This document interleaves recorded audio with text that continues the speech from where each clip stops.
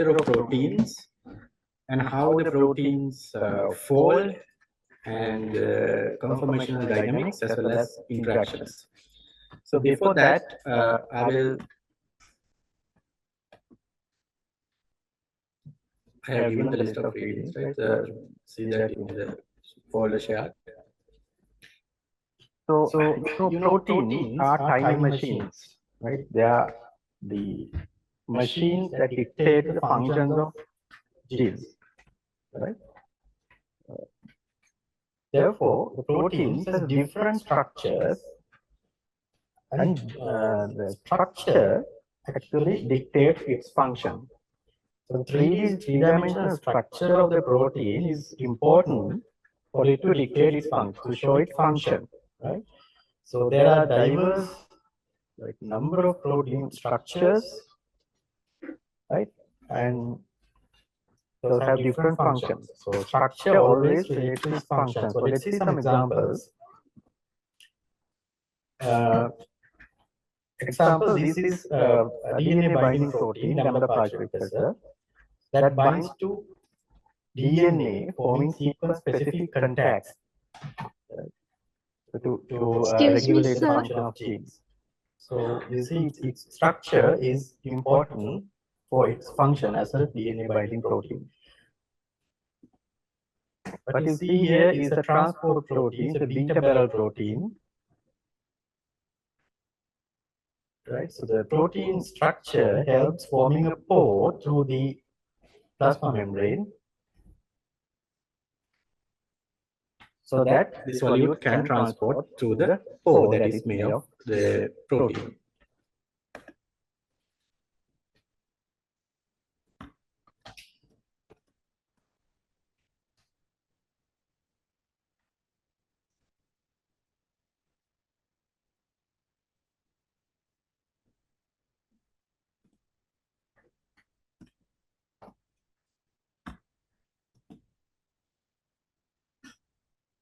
Another example is a structural protein. It's keratin. It forms a rigid structure. Enzymes, enzymes catalyze the chemical reactions, biochemical reactions, and the three-dimensional structure of the enzyme is important to hold the catalytically important residues at the right place, in the right place to catalyze the reaction. So you see the importance of structure, protein structure for its function. Now what you see here is a polypeptide chain, right? Polypeptide chain formed by ribosome, and then it folds into its native structure. So native structure means the functional form. Native form is the functional form of the protein. That is the term given, right? Native conformation. So the peptide chain falls into a 3D structure that dictates its function. So when that happens, you see the protein is initially synthesized as a polypeptide chain, you know that, right? So at the polypeptide level, it has different conformations because there's no defined structure for the polypeptide chain, right? So at that level, the energy is highest. So this polypeptide chain falls into a specific 3D structure that is a native conformation. Again, remember, native conformation is a functional form, right? Functional form of the protein. So starting from the number of conformations, that is the initial polypeptide chain, depending on the starting point, it takes different paths in the y-axis, which represents the free energy, and here the conformational landscape. So depending on the initial starting point, starting conformation, proteins take different paths.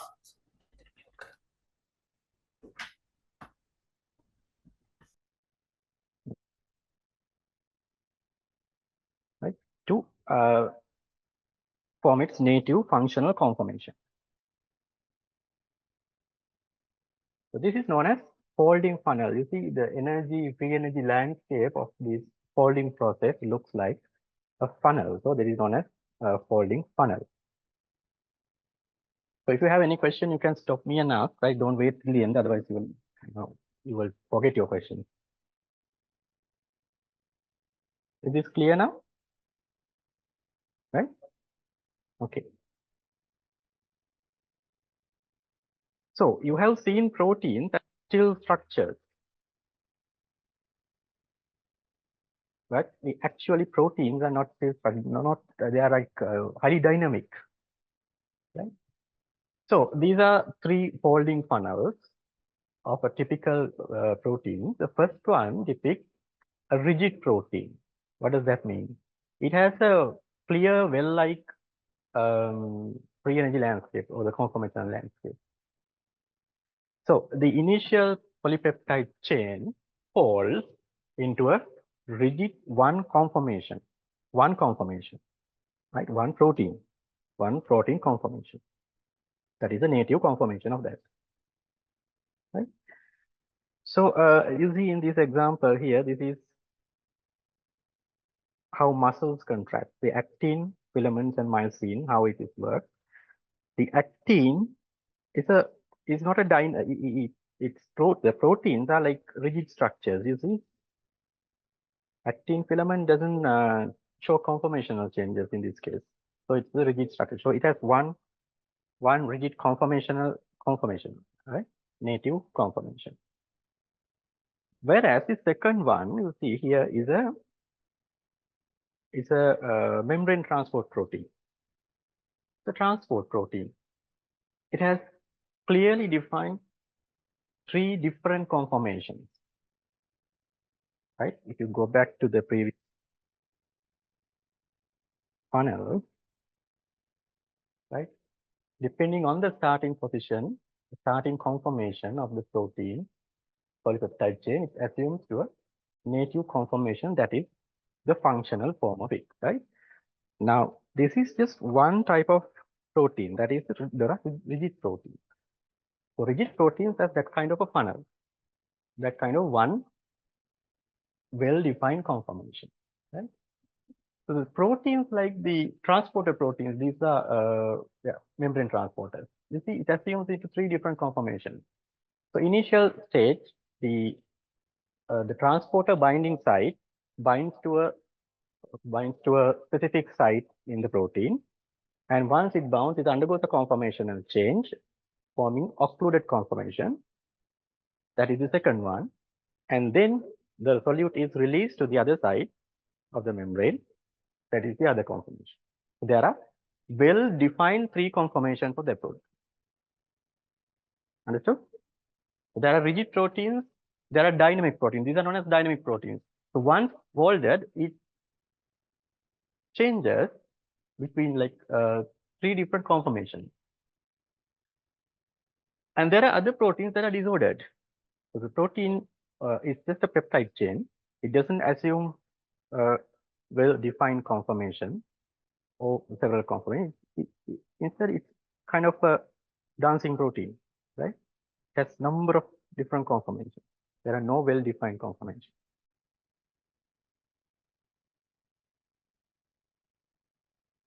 Is that clear? The three types of proteins: rigid protein, dynamic proteins, and disordered proteins. So these are known as disordered proteins.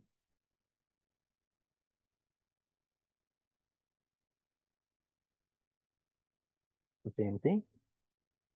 I have shared these YouTube links. You can see this later. And I'm sure you know about lock and key model and the induced fit model. Everyone knows that, right? So when a protein binds to its binding partner, maybe a substrate, maybe a drug, or another protein, a binding partner, there are four different types of mechanisms. First one is lock and key, where the protein has a unique structure in its active site, and the ligand is compatible to that, so it goes and binds to that. Right. So the proteins, it's a rigid structure there. The active site is complementary to the binding partner. Whereas in the induced fit model, the active site of the protein undergoes conformational changes to accommodate the particular ligand. Right? So these two you know already. The third one is the most important one, right? In this, the protein has many different conformations, right? Like kind of a dynamic protein, right? Different conformations. The binding partner, the protein's binding partner recognize only one conformation. So it binds to one conformation, right? So understand most proteins are dynamic in nature. They have different conformations, right?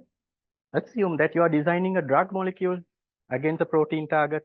Most drug targets are proteins. You will learn that later. So if you design a drug for a protein, you have to understand that proteins are not still structured, they're dynamic, right?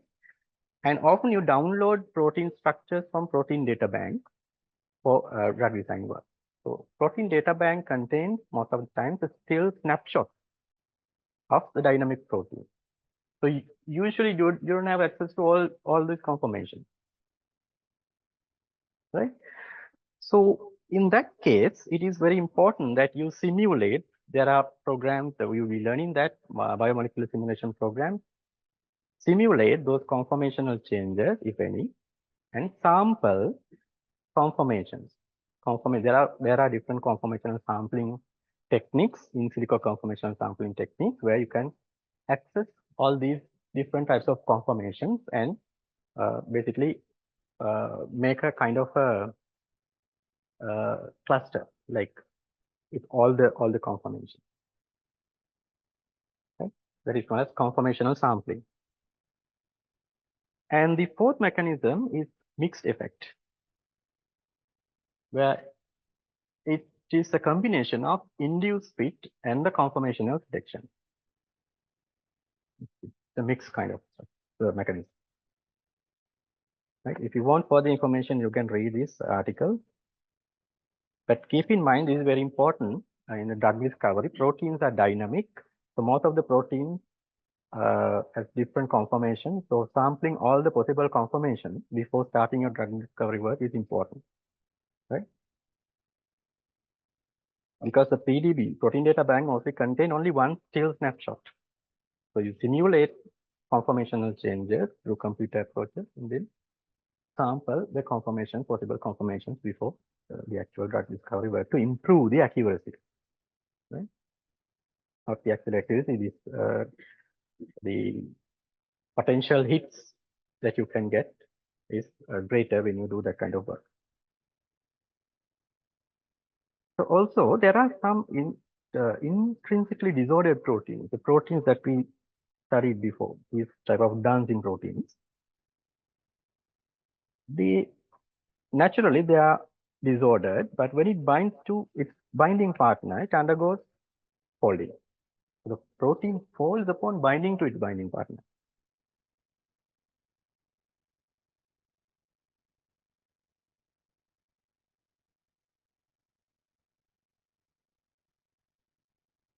Right? This is another example where a large conformational change is seen when this enzyme accommodates its binding partner in its binding site, showing a large conformational change. This is E. coli adenylate kinase.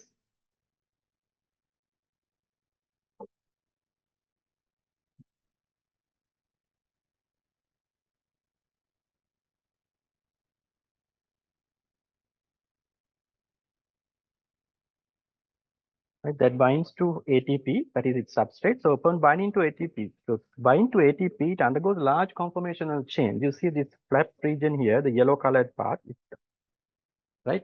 It folds back to accommodate the ligand in it. So that's the protein that undergoes a large conformational change to accommodate the protein, the binding partner. And one other example here, this is HIV protease enzyme bound to 3 different drugs. Same enzyme, you see how the active site has changed. Active site in the sense the drug binding site. The flap region, that is the topmost part of the protein, has three different conformations to accommodate, right? It falls into it basically assumes it into three different conformations to accommodate these three structurally different ligands. Right? You see, these three different structures, three different drugs, but still the drug is fitting the active site. So that's why conformational flexibility, conformational aspects of proteins are important in the drug design. You have to keep these things in mind. And this is an example where the binding partner or the substrate has to diffuse into the interior of the protein.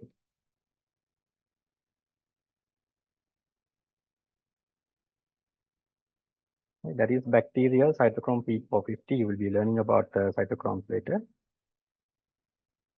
And there are certain receptors, G protein couple receptors, that binds to their binding partners. When it binds to, there are here in this case, this example, there are three different ligands that it binds to. And depending on the ligand that it binds, the protein undergoes different conformational changes, right? So when GPCR is bound to ligand 1, it has this conformation so that it can accommodate these two binding partners and activate a certain biological pathway. And when it binds to ligand 2, it activates a different pathway. When it binds to ligand 3, you see the conformation is different here. In this is the same protein, but it accommodates into different, it assumes into different conformations so that this, when it binds to ligand 3, it activates a totally different pathway. That is pathway 3. Those are known as conformational switches.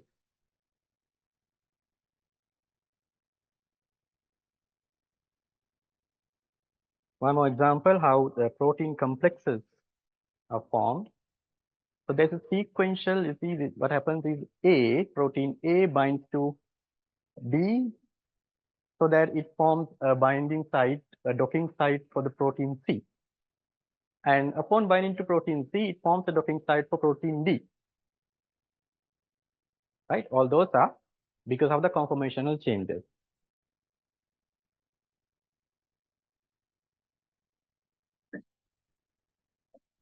So this is about forming protein complexes, right? And you know, proteins undergo post-translational modification. Once the proteins are synthesized, it can undergo different types of post-translational modifications, such as phosphorylation. So these covalent modifications of protein can generate conformational change in the protein. Right? Sometimes the post-translational modifications also create a binding site, a docking site for a different protein.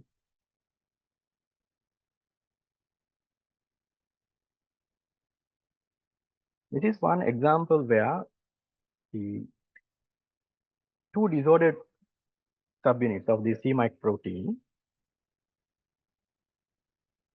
undergoes folding upon binding.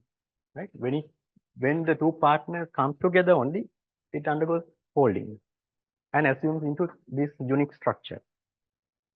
So that is how conformational changes are like protein interactions, like protein-protein binding induce conformational changes. Sometimes the proteins undergo unfolding, right? Induced unfolding in this case, it generates a conformational signal, conformational change. It generates a certain signal, right, for the downstream action.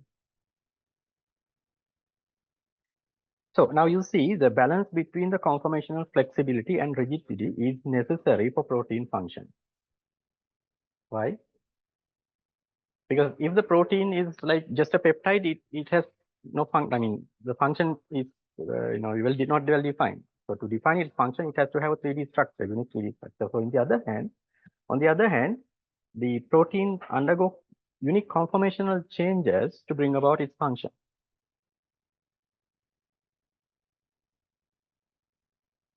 So now we are going to look at the protein structure and how these conformational changes are possible, right? How the protein structure helps these conformational changes. So let's start with the basic unit of the protein. You know, proteins are made of amino acids. Everyone knows. And the there are L isomers and D isomers. So natural proteins consist of L isomer, right? When you hold the hydrogen atom top, the R group goes down, and then you see it assumes into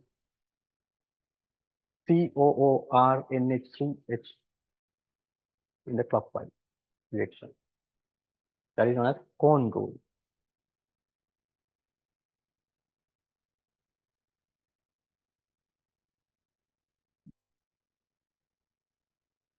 Right. So these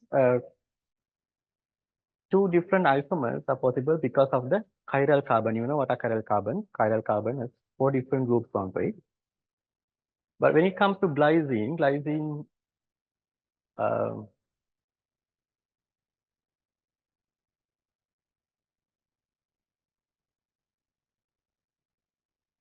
the side chain of the hydrogen, side chain of the glycine is just hydrogen. It's not doesn't have a R group. Therefore, it doesn't have L and D isomer. Right. So because you will be sometimes constructing the protein structures like using different tools. So when you do that, this you have to know about the right isomer, right? So there are 20 amino acids that are proteinogenic. Proteins are basically made of 20 amino acids. We can represent those by either 3-letter code or 1-letter code.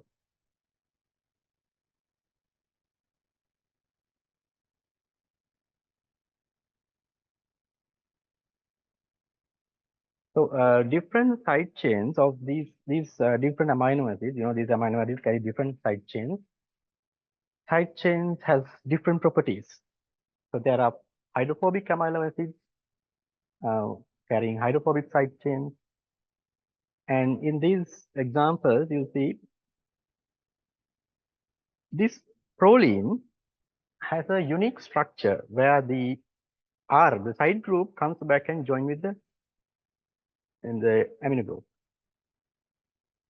right? So keep in mind the structure of the proline. It's kind of different, right? We'll be learning the importance of that.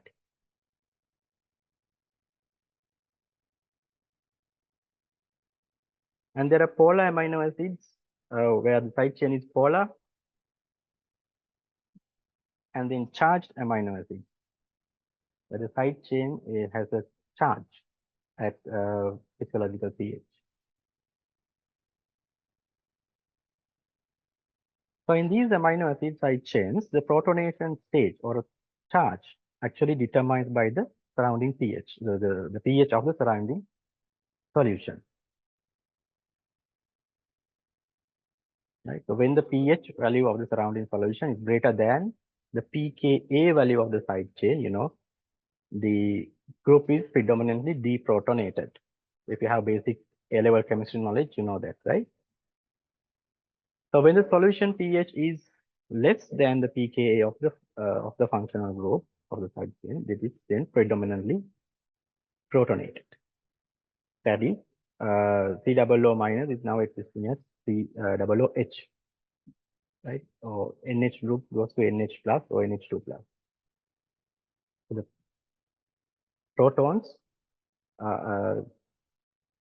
join with the negative charges of the COO2 here.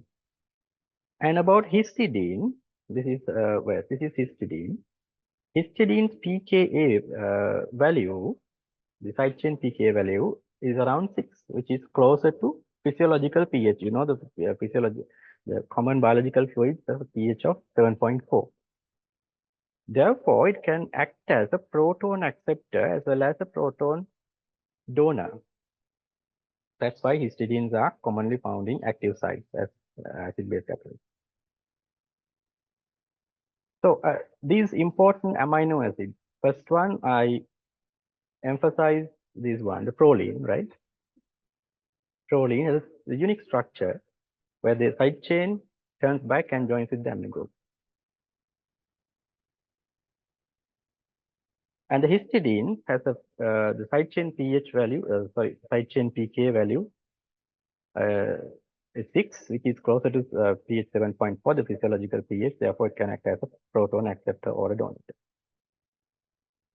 And you all know cysteines form covalent bonds that are disulfide bonds, right? So now we are going to see how these atoms are named and numbered.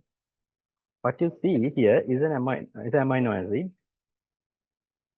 This is the NH3 group. The carboxyl group is here, right?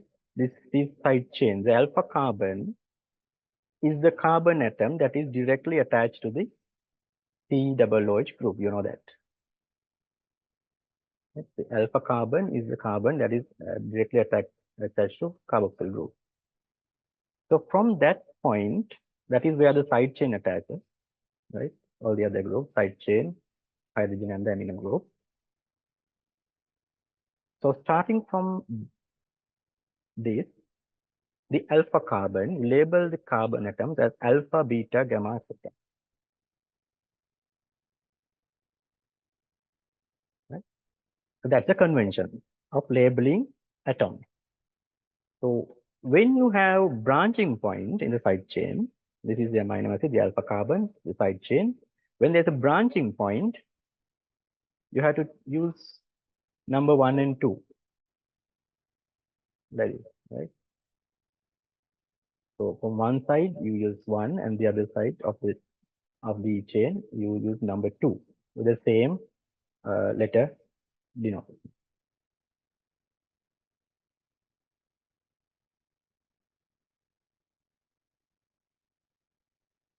So that's how the atoms are numbered, and then amino acids join through peptide bonds to form dipeptides, and when you have more than 2 amino acids, those are known as polypeptides. And usually, by convention, a sequence of a polypeptide chain is written and read from N terminal side to C terminal side. What does that mean? N terminal end, you see, it carries the NH3 group here, and the C terminal carries the carboxyl group at the end. Right? So in the end, you have a carboxyl group here and the amino group here. So that is how the N terminal N and the C terminal N is defined. So usually, by convention, these amino acid sequences, the polypeptide chain sequences, are written from N terminal to C terminal side direction.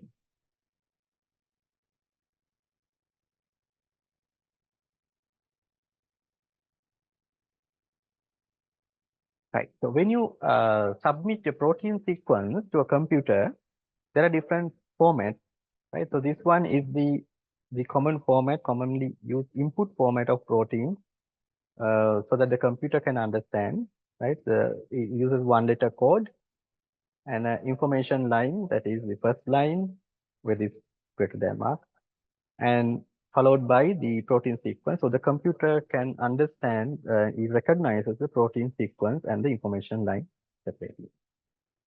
That is FASTA format of protein sequence.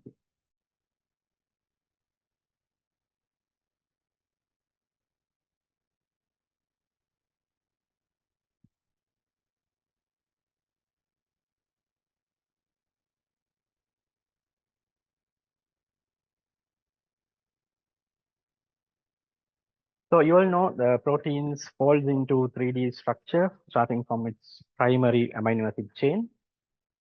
And it initially the amino acid chain ascends into secondary structures and then the tertiary structures. So tertiary structures join to form a quaternary structure. Quaternary structure has more than one polypeptide chain, right? Each polypeptide chain is known as one subunit. One polypeptide chain is known as one subunit. So there are three subunits in this case. This is the pCNA protein. Right? So one subunit means one amino acid chain. That's a take-home message. And you see there are well-defined secondary structures. These are beta sheets, alpha helix structures. So in the tertiary structure, you can clearly identify the alpha helical structures and the beta sheets. Those are secondary structure regions, right? So in between, there are unstructured regions known as loops.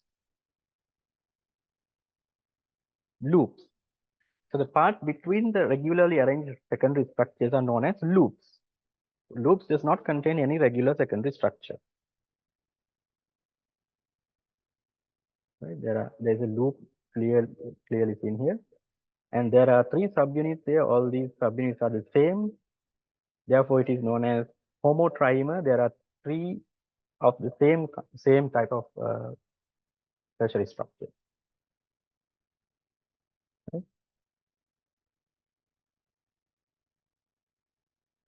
And after the quaternary structures, there are number of protein subunits can join to form complex assembly, like ATP synthase. ATP synthase is a protein that is formed by an enzyme as a protein. It's formed by 25 different subunits. Right?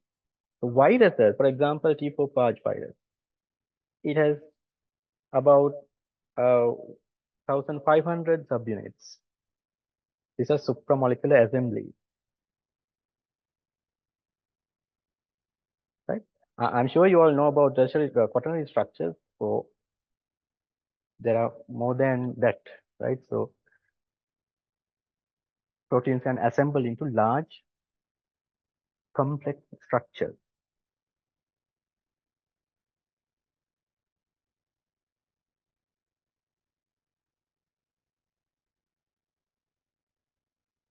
So the first example here is a homodimer. It is made of two subunits of the same kind, right? Same polypeptide chain. And the next one, E. coli RNA polymerase, is a heteropentamer. It has 5 subunits, right? 5 different subunits, heteropentamer.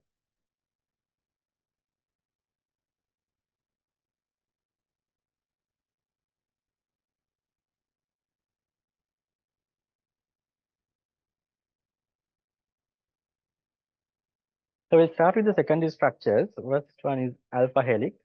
Everyone knows what alpha helix is. Now the take-home message is alpha helical structures are stabilized by the hydrogen bond, only by the hydrogen bond, right? Important.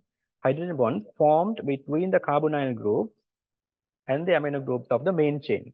Side chains are not involved in stabilizing, stabilizing the helical structure. Whereas the side chains are on the surface, protruding out. You see the R group are on the surface of the helix. Only the carbonyl groups and the amino groups of the main chain is involved in forming the hydrogen bond in alpha helix. Not only in alpha helix, also in beta sheet structures, the carbonyl groups and the amino groups of the main chain are involved in forming hydrogen bonds. So hydrogen bonds are the forces stabilizing the secondary structure. Side chains are, in this case, in the beta sheet, side chains are on the surface again, protruding out. Right?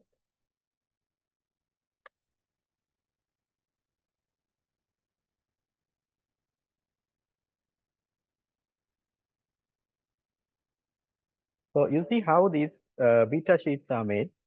There are two types of beta sheets, parallel beta sheets and anti-parallel beta sheets.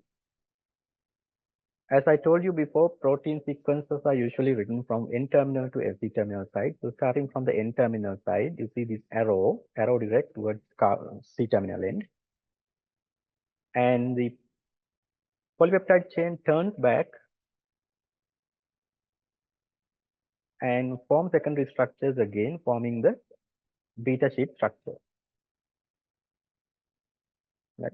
So this is anti-parallel structure, anti-parallel beta sheet. This is the anti-parallel beta sheet because you see the arrows, they are not in the same direction, they're in the opposite direction. One goes in this direction and the other one goes in the other opposite direction, likewise. So those are anti-parallel beta sheets. The parallel beta sheets, these parallel beta sheets, you see the beta structure, the direction of the arrows, those are in the same direction. So the polypeptide chain turns back and start the beta structure starts from here, right? There are kind of loops between these regular structures. So in terms of hydrogen bonding, anti-parallel beta sheets are more stable because it forms strong hydrogen bonds. We'll learn about hydrogen bonds later in detail, right? So these hydrogen bonds that are formed in the anti-parallel beta sheets are strong compared to the hydrogen bonds are formed in parallel beta sheets because of the bond angles. Right, you'll learn about the hydrogen bond angles later. So for now, the anti-parallel beta sheets are more stable, right? Usually in real protein structures, you don't find the real flat beta sheets, right? Usually the beta sheets are twisted in the actual protein. So I'm sure you all know about the alpha helix structures and the beta sheet. And there's another type of secondary structure known as turn, right? Turn is a turn. Beta turn is an example of turn. So that is also a type of secondary structure stabilized by, all the secondary structures are stabilized by hydrogen bonds only, right? Hydrogen bond formed between the carbonyl groups and the amino groups. Side chains are protruding out there on the surface. So here is also the same. Amino group here forms a hydrogen bond with the carbonyl group, and this amino group forms a hydrogen bond with this carbonyl group. So the bonding happens like this. Between the carbonyl group and the amino group of the first and fourth main chain amino acid residues. This is number 1, number 2, number 3, number 4. This is fourth amino acid if you start from here. So first amino acid and the fourth amino acid.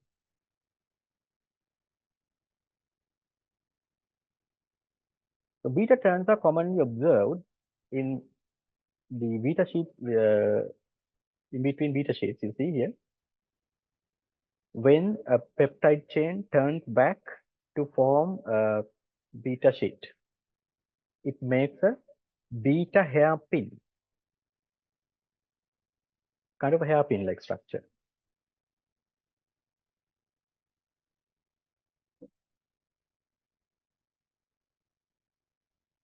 Right. So what are the different secondary structures? Alpha helix, beta sheet, and beta turn. Beta turn might be new to you, right? So the important point is in the secondary structures, basically the secondary structures are stabilized by the hydrogen bond formed between the amino groups and the carbonyl group of the main chain. The side chains are not involved. Side chains are on the surface.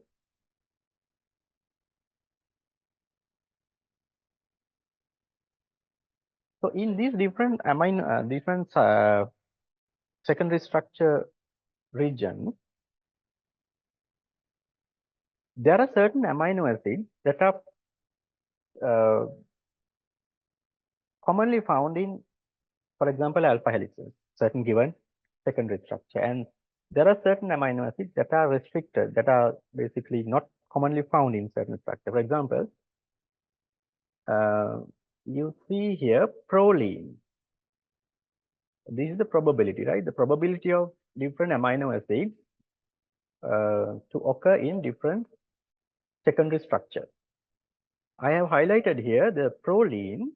Proline is known as helix breaker. Why? It has the least probability of occurring in an alpha helix. The reason is its structure, it has a rigid backbone, right? Because of the unique bonding pattern.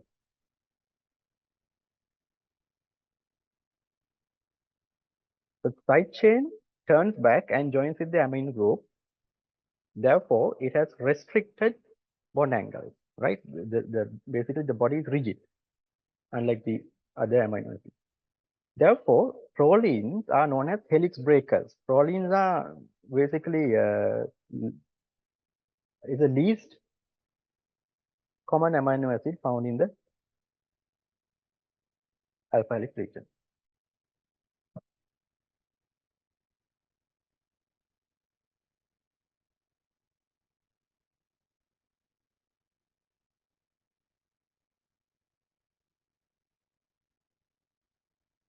Then we move to tertiary structures. The tertiary structures of the proteins involve other bonds other than the hydrogen bonds formed between the main chain groups, main chain carbonyl and amino group. Hydrogen bonds, ionic interactions, hydrophobic interactions, all those different types of interaction that you have learned are involved in maintaining the tertiary structure of a protein. So in the tertiary structure, side chains are also involved in forming interactions. That's the main point. So we learn about these different types of interactions in detail.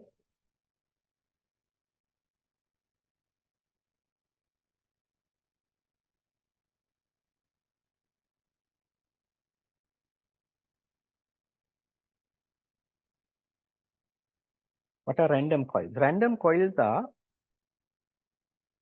flexible, disordered regions that doesn't assume into unique structure. Right? Random coils, there are two places where random coils are observed, terminal arms and loops. What are terminal arms? The N-terminal and C-terminal ends of the protein are known as terminal arms. Right? The terminal arms contain random coils. And the loops, you already know what are loops. Loops are the disordered or unstructured regions found between regular secondary structures. So in this example, the sumo protein has terminal arms, highly flexible terminal arms. And the cytochrome C protein that you see here has a clearly defined loop region. Sorry, this is terminal arm at the end of the protein, and this green color region is a loop. Right? So this protein is colored from blue to red, right? Starting from the N-terminal, here is the N-terminal, here is the C-terminal. So C-terminal, it has a long terminal arm. In the N-terminal, it has a short terminal arm. And in between these two alpha helix structures, there is a long loop region. So loops and terminal arms are known as random coils. They are random coils. Those regions does not assume into regular secondary structures.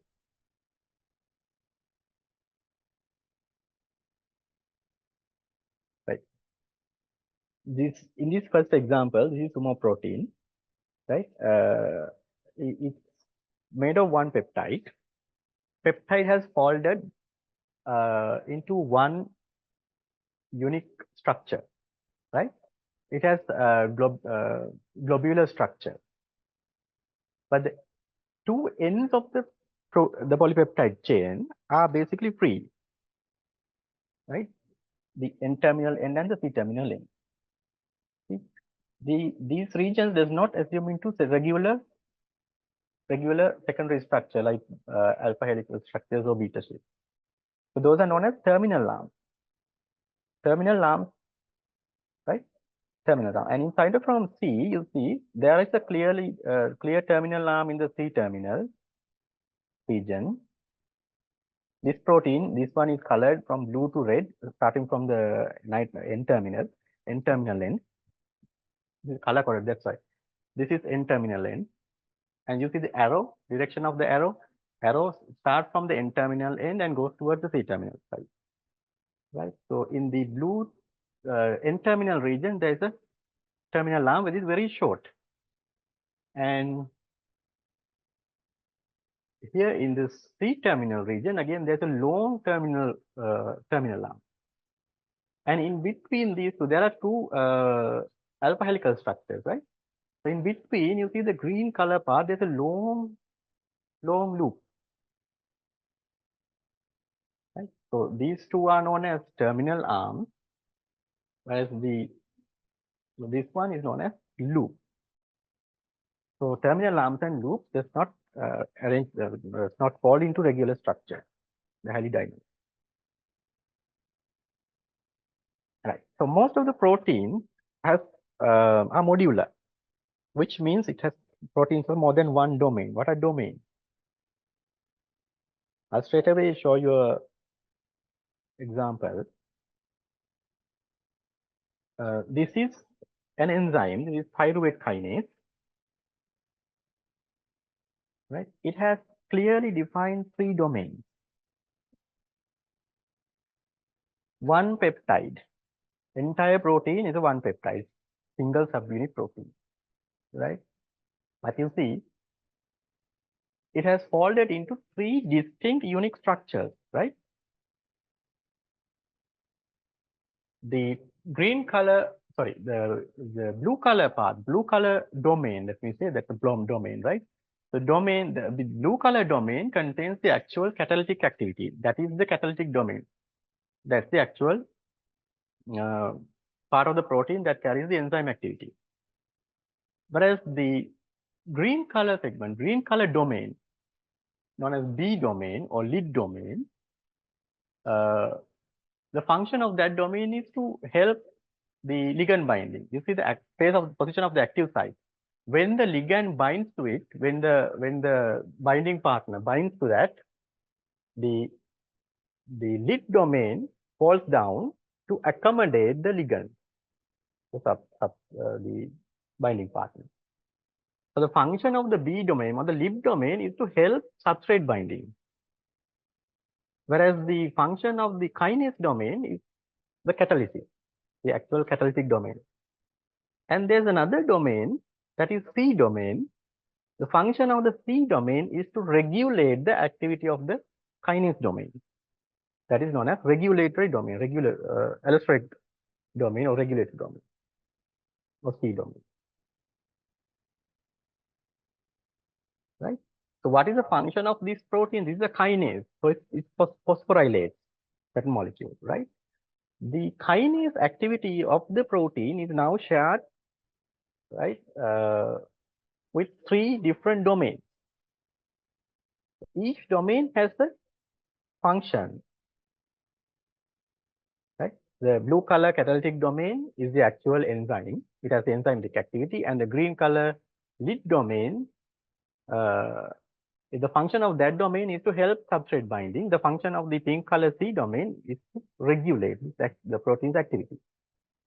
So the overall function of the protein is determined by this function of the three different domains, right?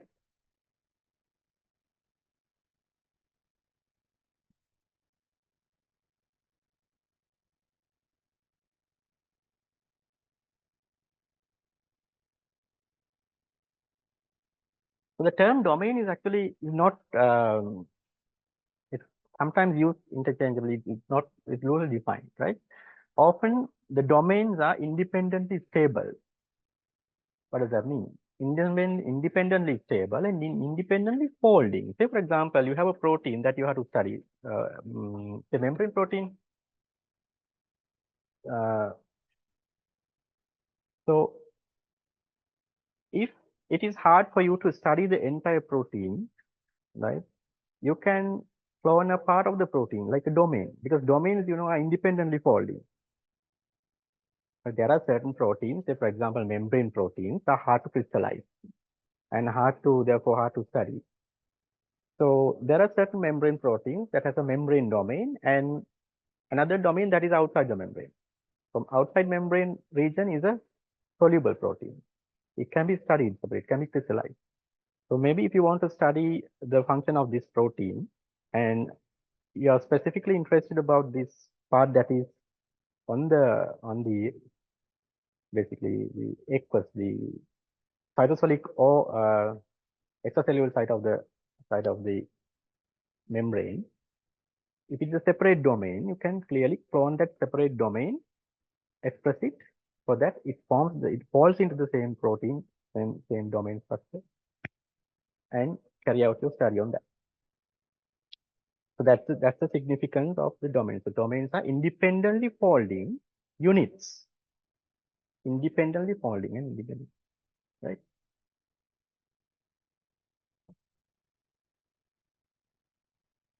So proteins may carry one or more domains. There are proteins that has only one domain, and there are proteins that carry a number of different domains.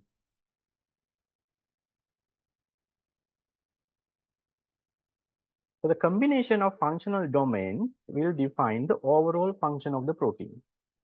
So these small domains have well-defined function. Overall function of the protein will be determined by the functions of the domain. So this is another example. This is nicking endonuclease enzyme that has a N-terminal DNA binding domain, C-terminal catalytic domain. This is an enzyme that binds to DNA and cut it, right?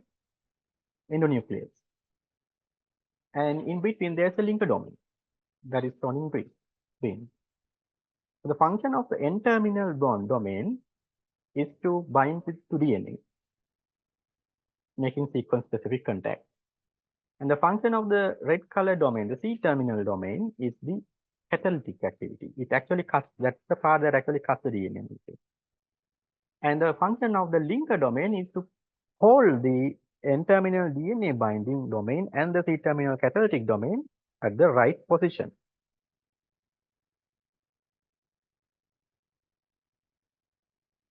Right?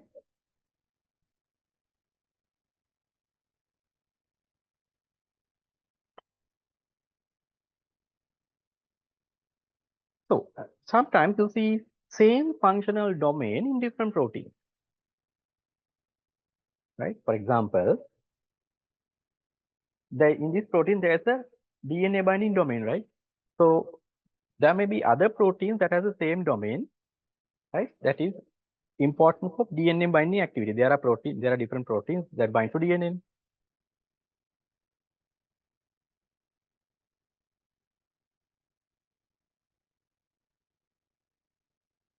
This is a real example. These two proteins share a common domain on a pH domain, shown in maroon color, that binds with the phosphoridyl inositol triphosphate.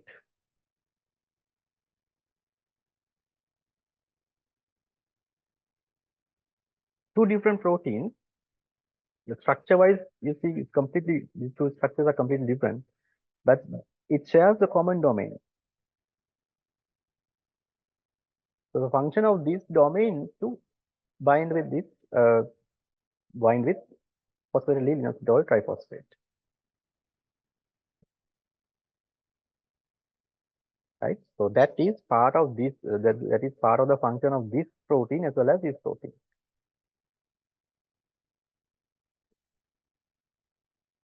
So, do you have any question about domains? Yes.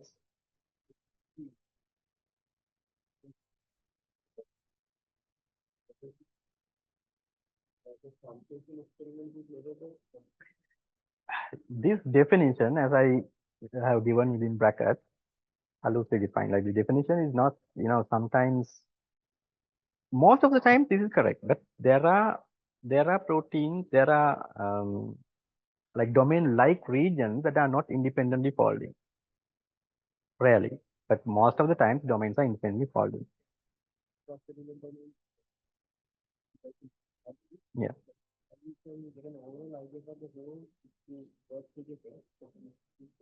You can't get an idea about the whole. I mean, these different. For example, let's say like this.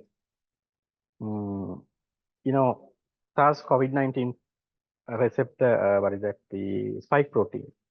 The viral spike protein binds to ACE2 receptor that is on the human cell surface.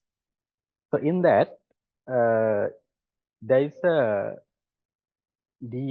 separate ACE2 binding domain. So what people study is that domain as drug targets, right? So 90%, 95% of the time, yes, domains are independently folding. So, but there are certain proteins where we have uncertainties.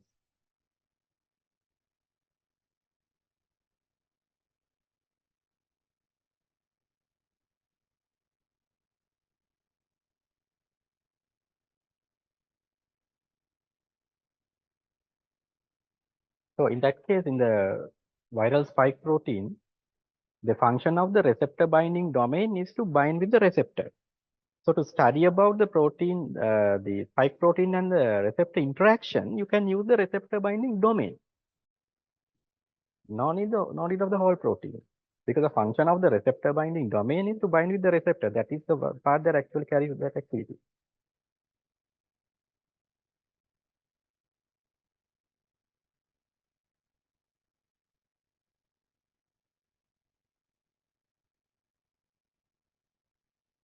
So motifs.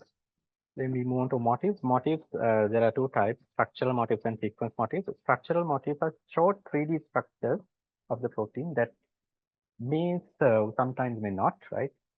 So for specific sub-function, often found within domains. But the motifs, unlike the domains, motifs are not independently stable, right? The time now.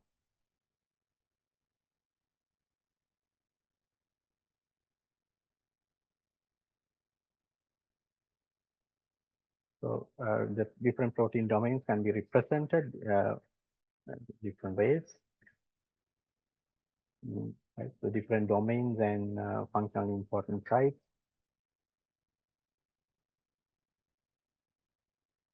Right.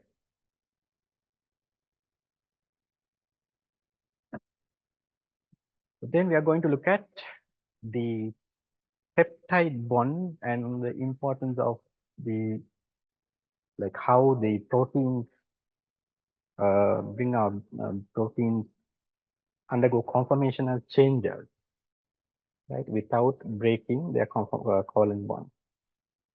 So let's learn a little bit more about the peptide bond. What you see here is a peptide bond formed between two amino acids. Because of these resonance structures, if you don't understand, just forget about it, right? Because of these resonance structures, the peptide bond has a partial double bond character. What happens is actually the electrons on this nitrogen goes here forming a double bond, and this double bond breaks, right?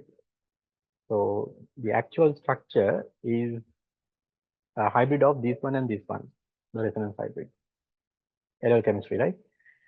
So because of that, the peptide bond gets a partial double bond character. Therefore, the peptide bond is not rotatable. If you hold the carbon atom here and try to rotate the nitrogen atom, you can't do that because there's a double bond character, right? So this bond is not rotatable in the CN axis.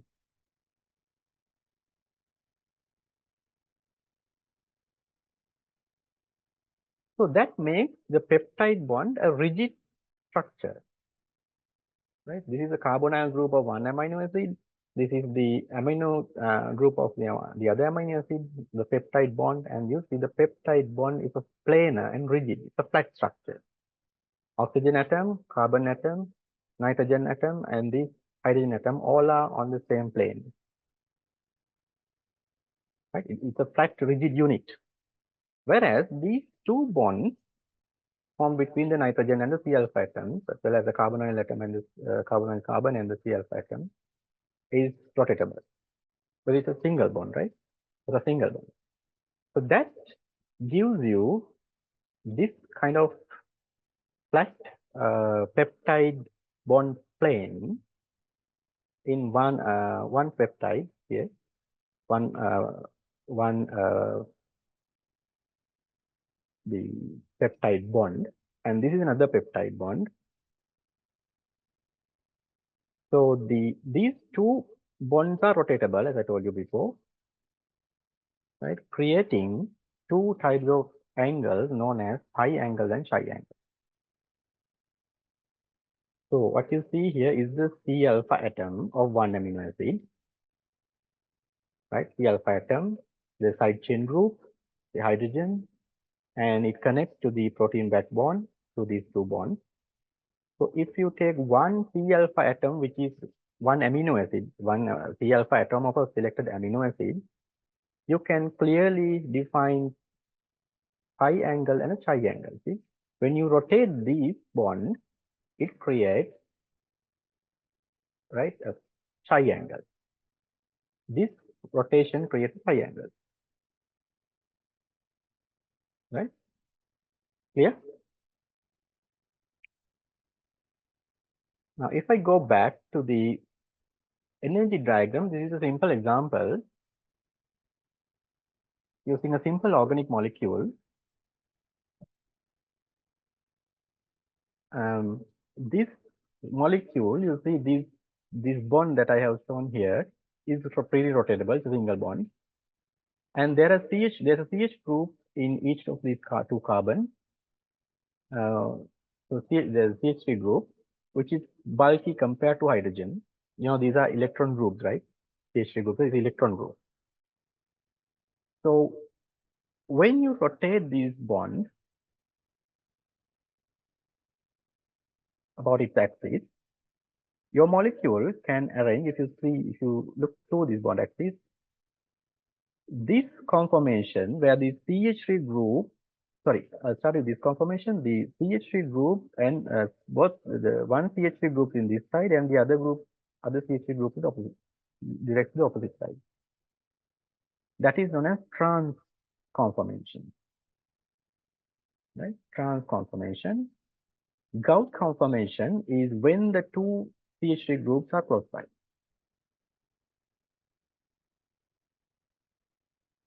Right?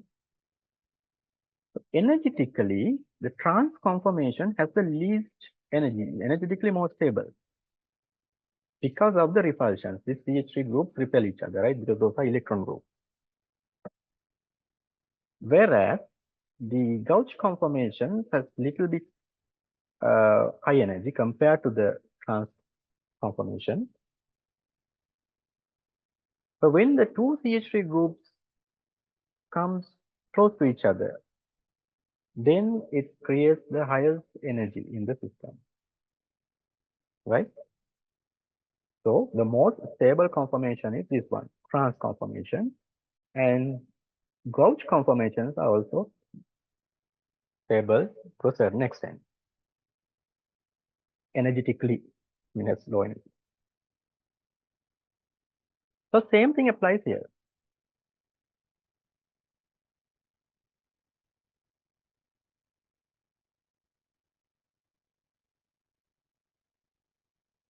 So you don't have to remember how the angles are calculated.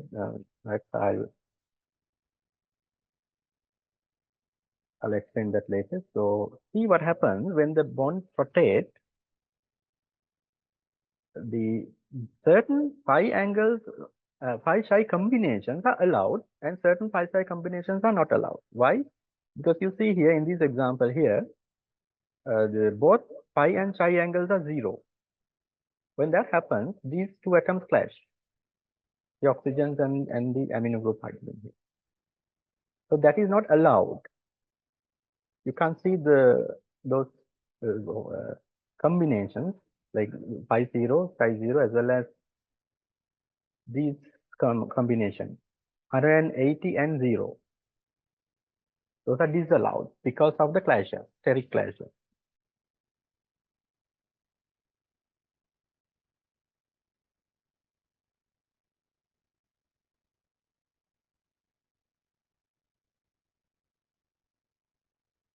So the take-home message is there are certain angle combinations that are disallowed because of the atom clashes.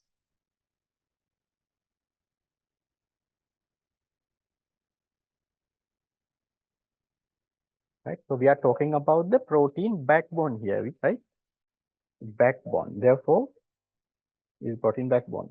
So phi psi angles are applicable to protein backbone, not the side chain.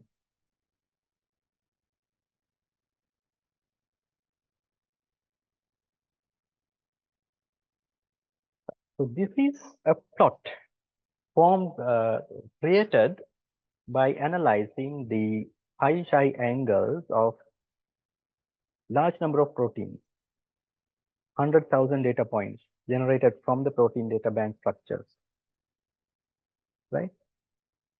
You see in this plot, this is known as Ramachandran plot. The phi angles and psi angles are plotted. The amino acids that are in beta structures has this combination, so that those amino acids, the angles of those amino acids, phi and psi angles are of those amino acids are restricted to this particular region. So in beta structures, the amino acids that are present in beta structures, right, appears in this region in the Ramachandran plot. Ramachandran plot is the plot formed, created by using phi and psi angles. We plot phi angles against psi angles, right? So alpha helical regions, the amino acids that are present in alpha helical regions has this, angle combination that is expected to this particular region. So that's the take-home message. And there are helical structures known as left-handed helix. So left-handed helical regions appear in this region. Clear?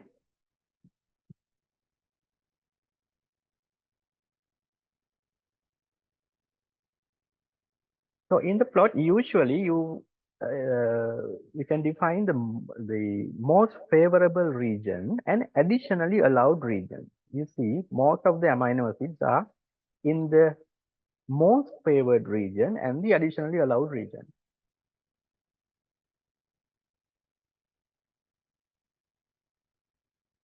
Is this clear? Yes.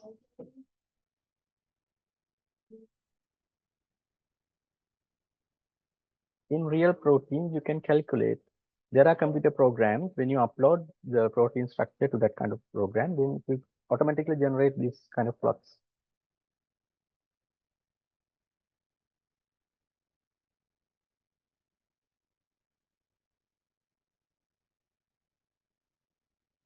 So glycine is a very flexible amino acid. That means it has very flexible pi-psi angles because its side chain is just hydrogen. There's no side chain actually. It's just hydrogen. Right. So usually when we plot the Ramachandran, when we construct the Ramachandran plot, the glycine is separately shown in a separate plot because glycine has less restricted pi-psi angles. Glycine is very flexible because it doesn't have a side chain, right? Whereas proline, now you know proline has a side chain and side chain connects back to the backbone. In that case, the angles are highly restricted. So prolines always appear in very restricted regions. And what are pre-prolines? Pre-prolines refers to any amino acid preceding a proline amino acid. Those amino acids also have restricted pi-psi angles. Therefore, we usually construct Ramachandran plots for general amino acids, one plot that is general Ramachandran plot, and for glycine we construct a separate Ramachandran plot, and for prolines and pre-prolines also a separate plot. So sometimes all these plots are represented in one Ramachandran plot. But remember, these different amino acids have different flexibilities. Questions?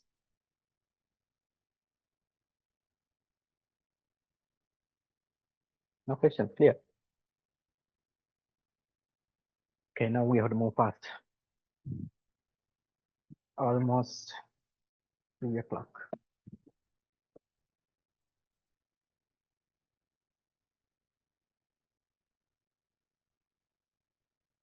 So you see this is an experiment conducted using a polypeptide chain with different amino acids to identify the flexibility.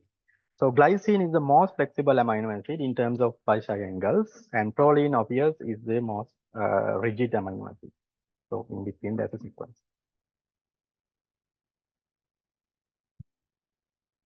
So it's the same thing again, right? So same information. Glycine is very flexible. It has very flexible pi psi angles because it doesn't have a side chain, whereas fluorine has restricted pi psi angles. It's a rigid amino acid because of the special characteristic of the side chain. Right.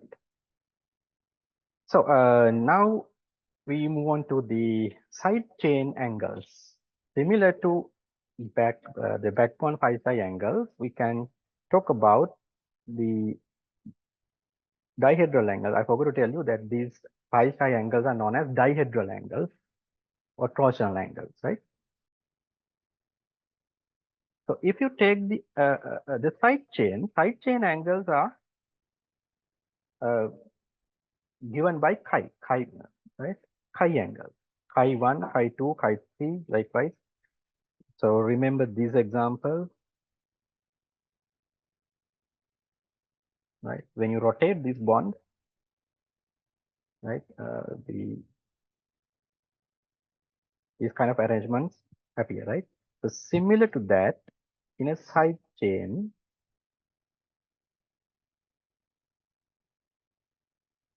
right, starting from the alpha carbon and the first side chain atom connecting bond is on it creates the chi 1 angle.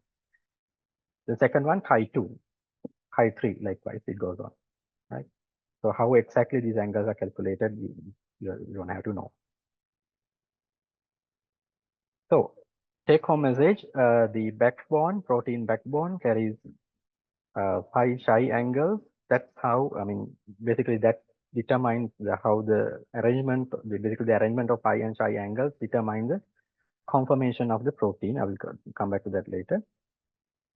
And with regard to side chains, you can define chi angles, chi 1, chi 2, chi 3. Clear? Because of the rotation about these single bond, it creates the chi angle.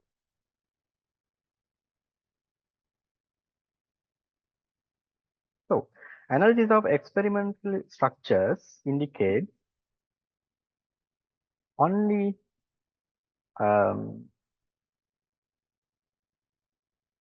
small fraction of possible side chain conformations are well populated. Side chain chi angles are well populated. These structures correspond roughly to the trans and gauge positions of the torsional angles. What are trans and gauge conformations?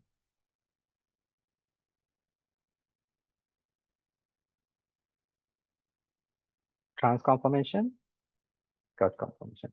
We studied this before, therefore I'm not going to discuss it again.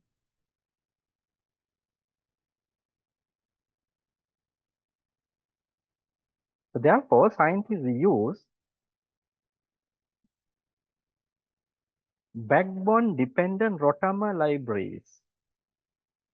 That means we'll be doing that in experiment. So I'm not going to talk about that in detail.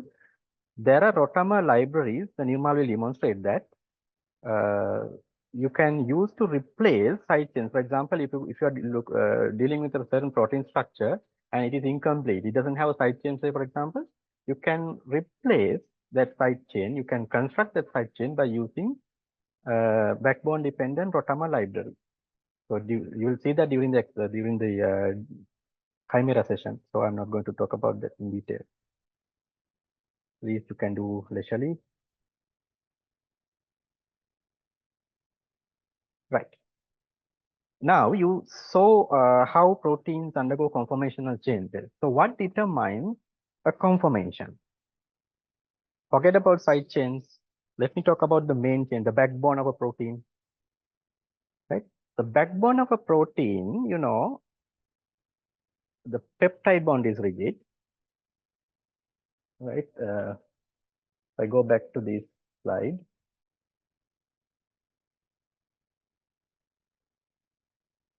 This is the backbone or the main chain.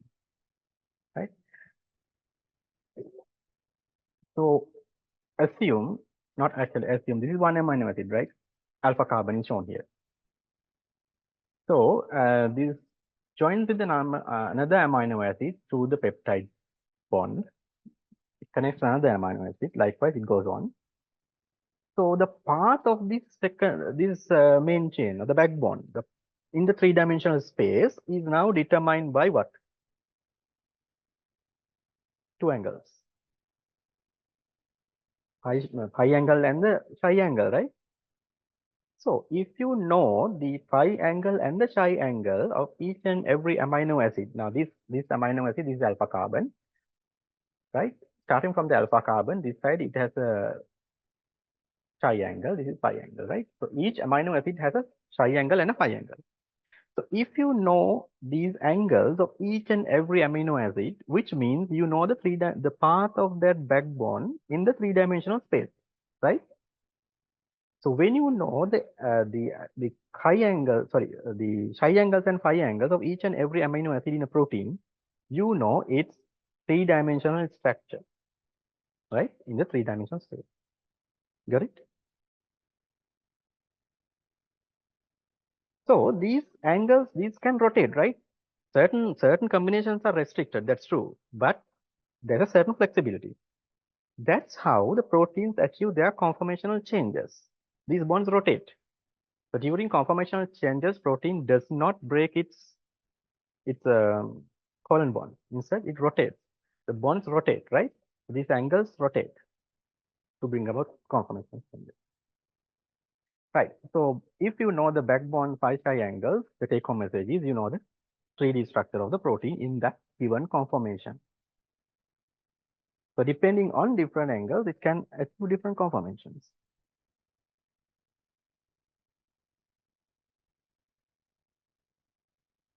Same thing applies to side chains, right?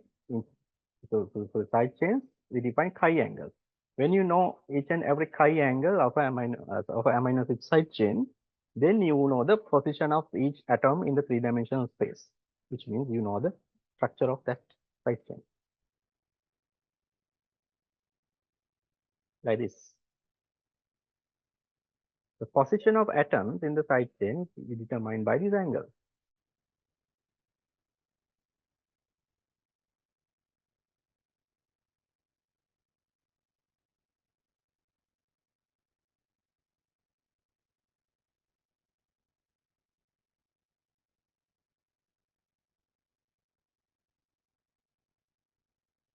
So let's quickly look at different interactions that stabilize protein structure. You know, basically you have studied about this, so I'm going to talk a little bit more in more detail.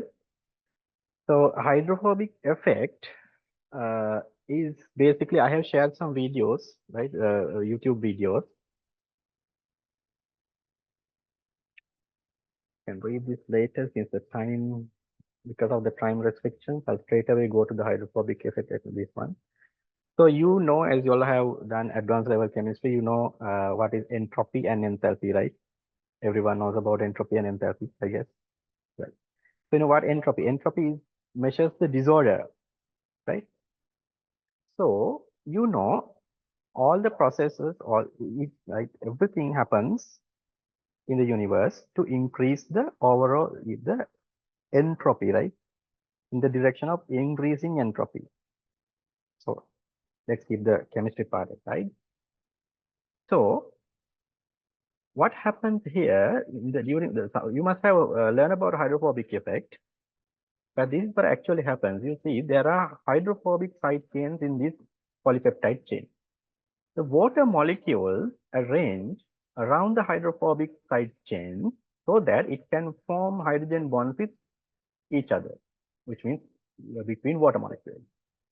So it arranged in the orderly fashion, orderly, right, kind of a cage,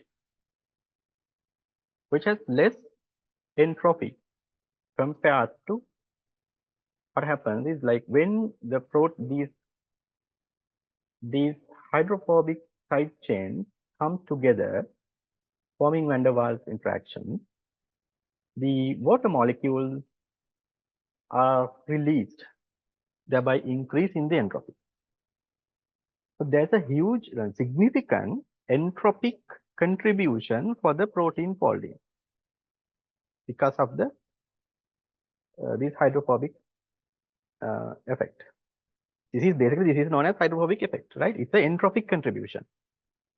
That is a main driving force of protein folding.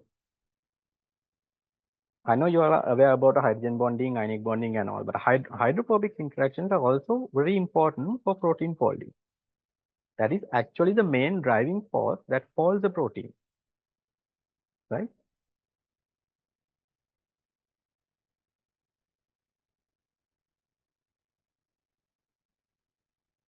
So when a protein falls, the hydrophobic regions come together, right? Arranged in a core, right? Whereas the hydrophilic regions are exposed to the solvent. We'll see that later. You can read all these. Because of the time constraints, I'll move forward. So now you know hydrophobic interactions are important, right? It's a significant force. It's a significant contribution for protein folding, basically as a entropic contribution. So the anatomy of hydrogen bonds, again, advanced level chemistry. You know, the basic anatomy of hydrogen bond is you should have you have a hydrogen atom covalently attached to either fluorine, nitrogen, or oxygen. Fluorine, nitrogen, or oxygen are the three most electronegative atoms, you know. And on the other side, hydrogen forms a hydrogen bond with the acceptor atom. This is known as acceptor atom. That is again has to be fluorine, nitrogen, or oxygen. Again, the three most electronegative atoms, right? So when these requirements are fulfilled, it is known as a hydrogen bond. So hydrogen bond is formed between this hydrogen atom and the acceptor. So donor is the atom that covalently attached to the hydrogen, right? This is a donor, this is the hydrogen bond donor, this is hydrogen bond acceptor terminology.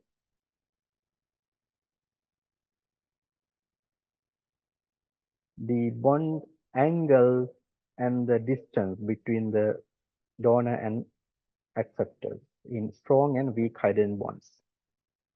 These values are important if you do actual drug discovery work because, you know, when say, for example, when you design a ligand, where if it forms a hydrogen bond, when you look at the length of the hydrogen bond, then you have an idea about the strength of that hydrogen bond, right? So that's why these values are important in drug design. Again, it's the same picture. You can read if you're interested. You can read this particular article. So bond angle, because of the bond angle, the the parallel beta sheet structures has weak hydrogen bonds compared to antiparallel beta sheets that we learned before, right? That is because of the bond angle.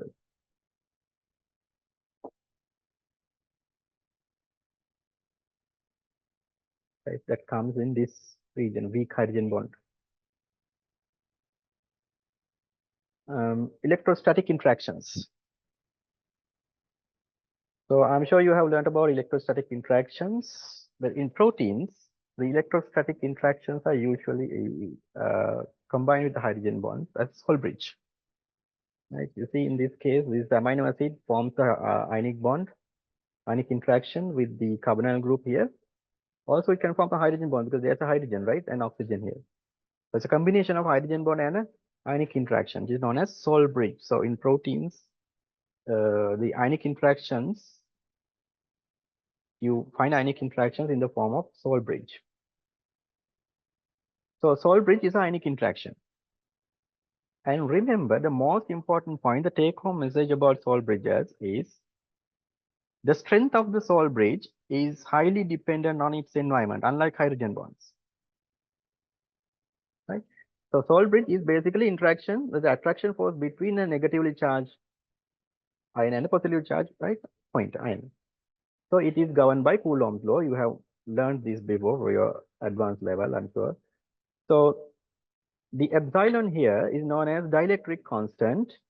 These are constants. R represents the distance between the positive charge and the negative charge.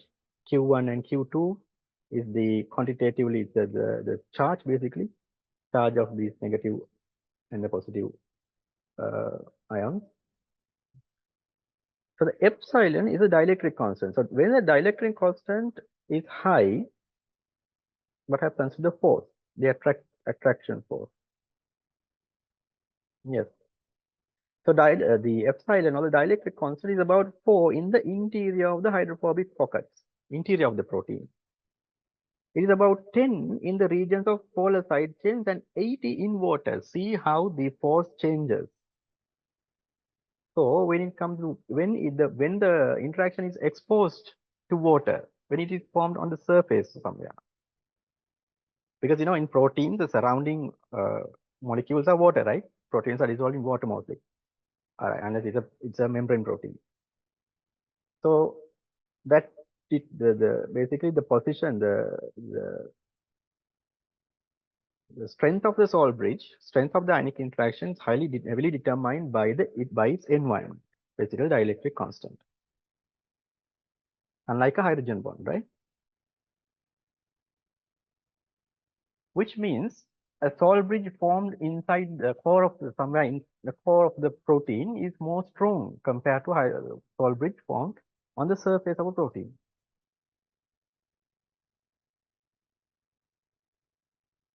Again, the anatomy, because when you know these angles and the bond length, you have an idea about the strength of the bond. So that's why I give this.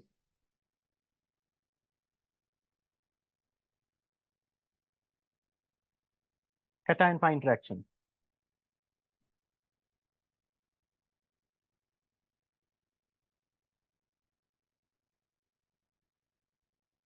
When aromatic ring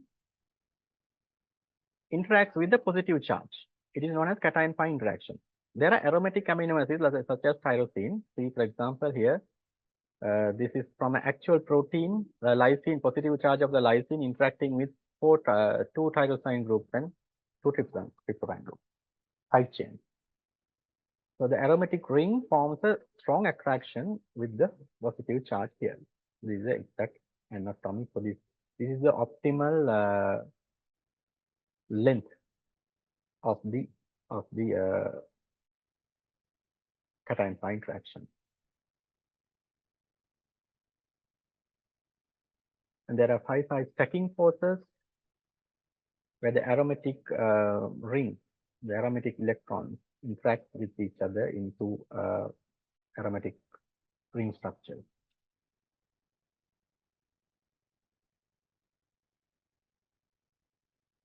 So I have given the values of basically relative strength of each type of bond, so that you can have an idea about how these bonds contribute for protein stability, as well as the interactions between proteins and ligands and other binding partners.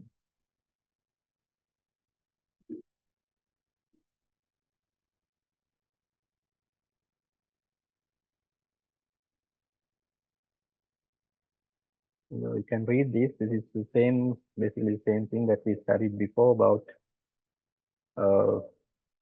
disordered proteins and proteins with well-defined structures.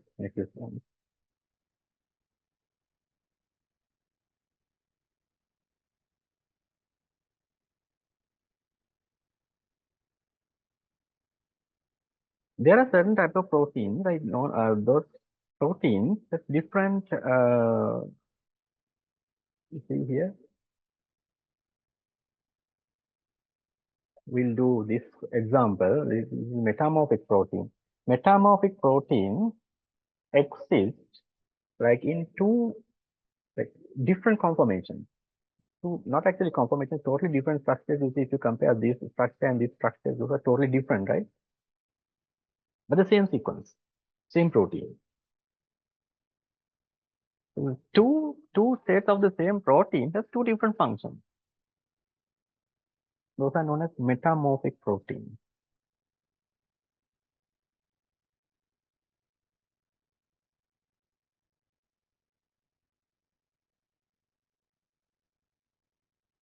Okay, that's all. Any question?